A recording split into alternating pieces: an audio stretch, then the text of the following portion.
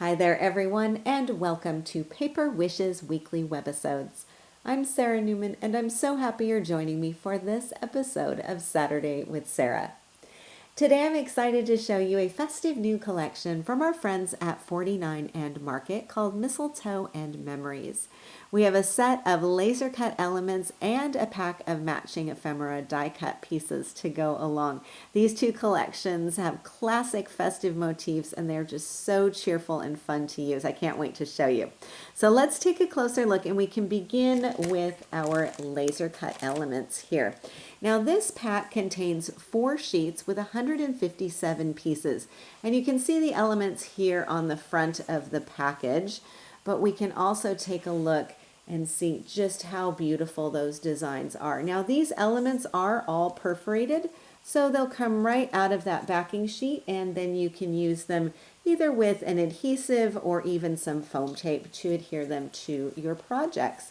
You've got sentiments as well as focal elements, and some are going to be quite large as well as lots of smaller accent pieces in here too. Really fun and whimsical design style. I love these. Now the other thing that I really like is that inside the back of the front cover here, you've also got a sheet of cutout elements as a bonus. So that's also really nice. Then to go along, we have the matching ephemera pack. Now here you've got 187 die cut pieces. It is absolutely loaded. On the back of the package, of course, you can see those elements there, and they are designed to coordinate with the laser cut pack. So you've got a lot to play with here.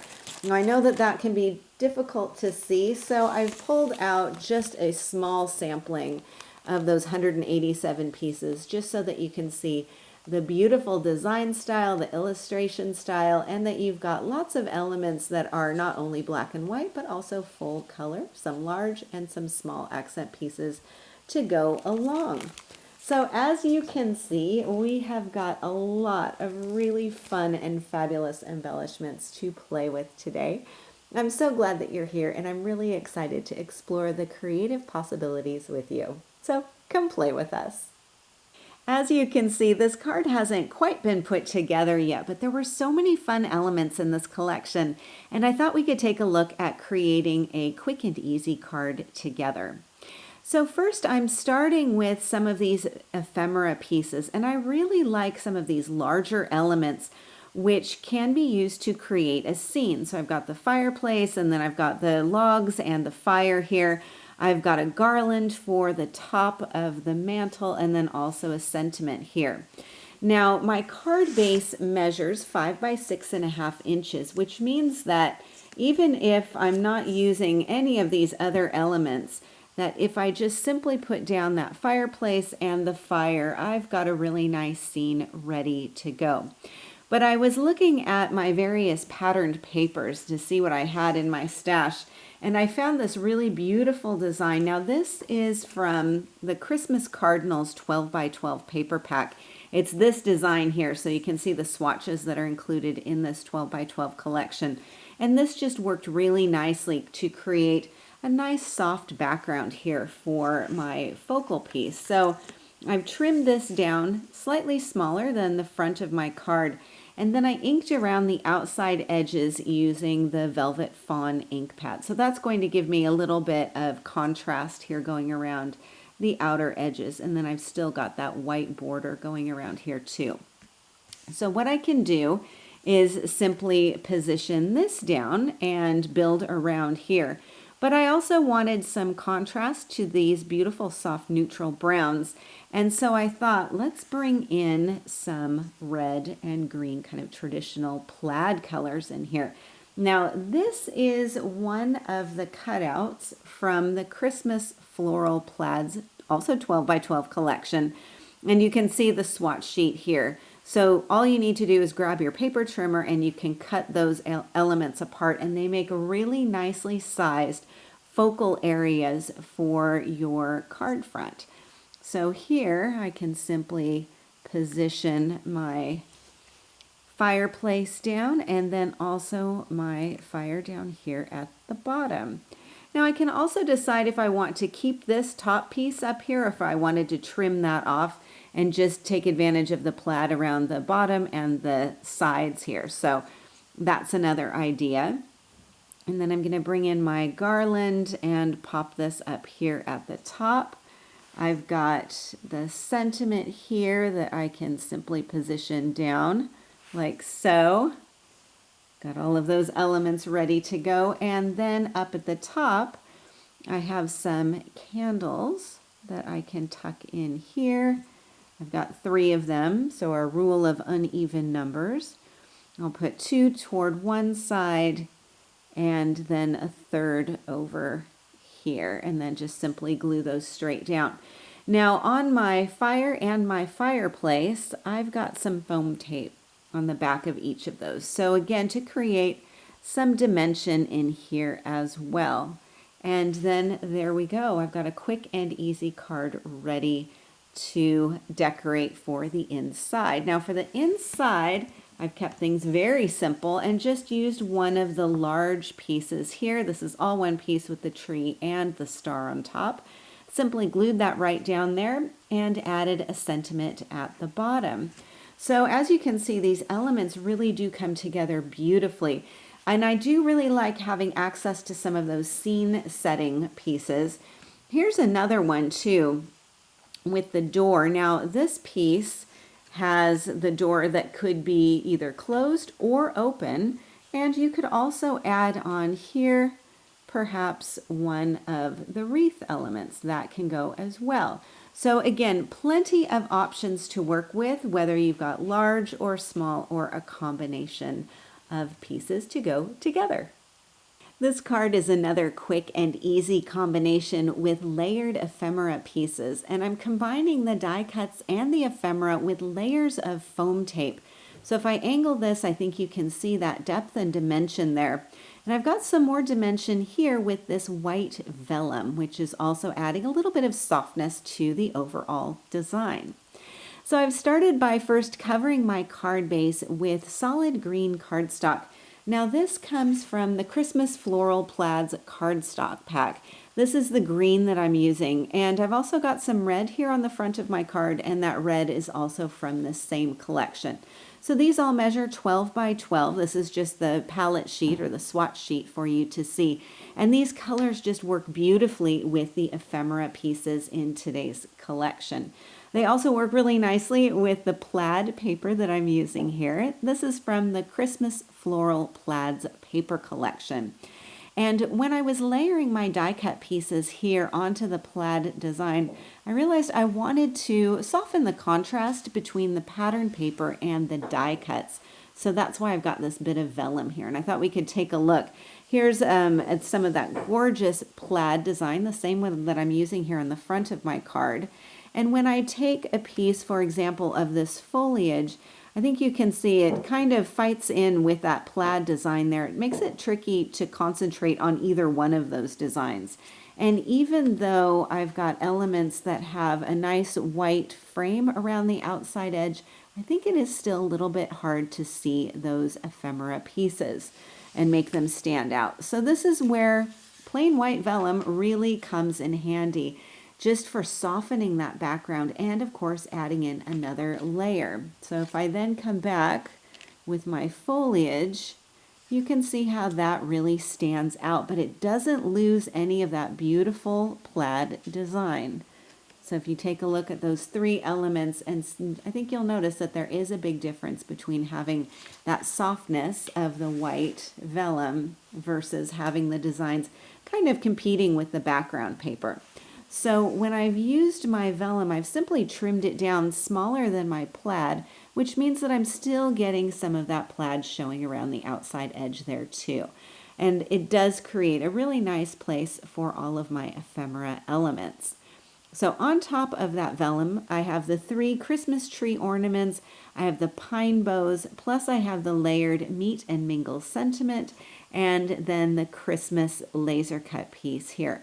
Now the laser cut piece is mounted up onto a label shape, and that's from the 8 labels for your greeting set. And it's this little one right here. This is a really nice set to have on hand for creating lots of different effects with your focal elements.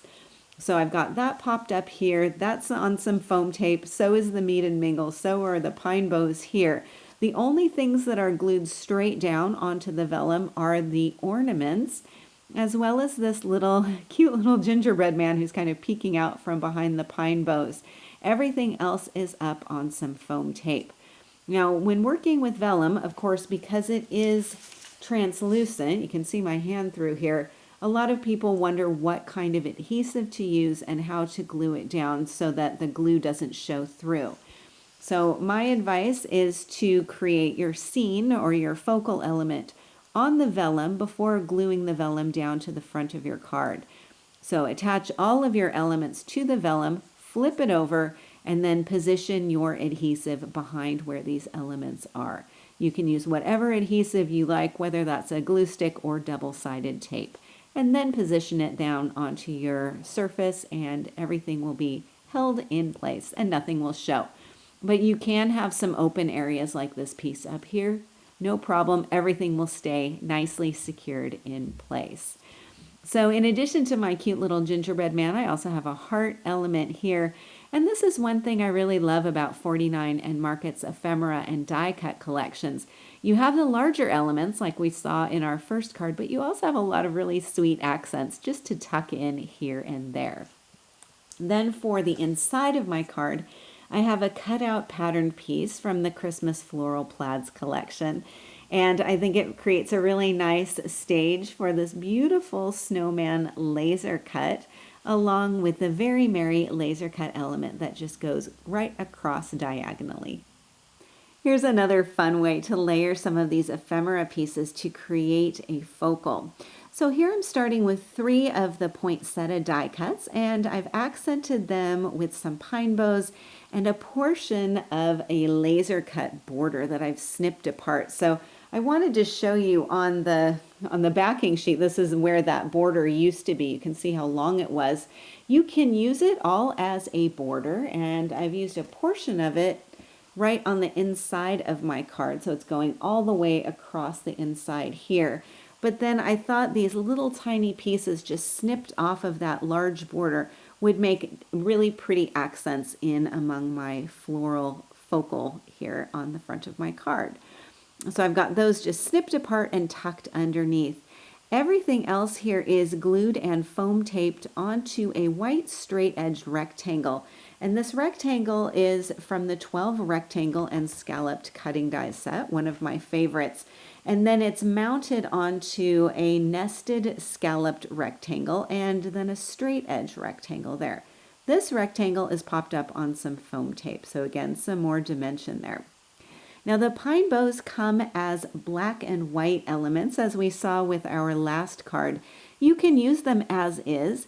I also like adding a touch of color with markers, and for this one I've used my Tri-Blend marker. This is in the dull green color, and with the Tri-Blend markers you've got 3 different shades of one color. So from the dull green I've got light, I've got mid, and I've got dark. So I can use any of these to color in some of this beautiful detail work on here. So whether I'm going with the dark, let's color in just a little bit here. I've got a nice fine tip on these markers, so it does work nicely with the detail of the foliage on here. So I can go with the dark, I can use the mid and color that in. I can also go for the lightest, and this is the one that I used. And when I was coloring in with the lightest of these shades, I wasn't really staying in the line so much. I like to create sort of a shadow or a halo effect and just add in some more nice color around those beautiful detail bits of our pine bow. So that's what I've done for both of these elements on here, and then added them to the front of my card. Now the front of my card is covered with plaid paper from the Christmas Floral Plaids collection, and I inked around the outside edges with the mustard ink pad just to add a little bit of warmth to it. I think you can see some of the white around here, but then it definitely goes into this soft, warm mustard color. Now I'm working onto a craft sheet, and this is going to be really important when I'm doing my inking so that I don't get anything on my work surface. Now with the mustard ink pad, this is a dye-based ink pad, which means it will blend really beautifully. I'm also using a blending brush for this, and I'm just going to pick up some color onto my brush. And then what I like to do is work from my craft mat onto my surface instead of plonking my brush right on here, which can tend to leave an oval shaped mark. I find that it does come in more subtly if you sort of come from your craft mat onto the surface. So you can add just a little bit of that color if you want, or come back and add some more. Really soft, gentle, circular motions, this will do the trick. And then, as you can see, beautiful soft color on there. And then what I can do is just grab a tissue or a baby wipe and clean this up off of my craft mat. Super simple to do. So let me bring back in my original card and we can take another look at this. So I've got that nice soft warm mustard color going around the outside edge. Then for my card inside, I've got a strip of that inked plaid cardstock, and again that beautiful border. I've got some more of the poinsettias, and I've also got a little bit more of that foliage tucked in here, along with a really pretty little heart. I absolutely love this sweet little bird laser cut, and I knew that I had to use her on one of the cards for today's webisode. And I thought, what better place to put her than inside a really pretty little plaid frame? And this creates a nice spotlight area for her. So the frame is actually a cutout, not a die cut or a laser cut, but this is on the back of the front package from the laser cut elements sheet. So on the other side here, you have all of these cutouts, including 3 of the frames. So what you'll need to do is grab your scissors and cut around the outside edge and then cut to take out the inside portion. Now, fussy cutting isn't for everybody, I understand. And so when I was doing my planning for my card, I figured if I put the branch angled across one of the corners here, it meant that I could just come in with my scissors, snip that corner apart, and then use my scissors to get in around the inside edge of this. And then when I position this down, to place something to cover up that cut portion. So that's what I've done here. And I've just used the branch to disguise where I've cut into that corner area there. So that's my little shortcut if you're not a fan of fussy cutting but want to cut out that inside portion of the window. So I've added this up on some foam tape. The bird's got some foam tape underneath her body as well to keep everything level. And then I've got this backed with some solid green cardstock from the Christmas Floral Plaids cardstock selection. And then I've got the Be Merry laser cut added here, also with some foam tape. I have 2 small hearts at the bottom and 1 heart balancing at the opposite corner with the Christmas cheer message. My background is some beautiful Christmas floral plaid paper matted onto solid green cardstock. And then on the inside, I have another corner of floral paper with a laser cut branch and the ornaments. This is all one piece. So the branch and the ornaments all come together, simply glued down. And then the December to Remember laser cut.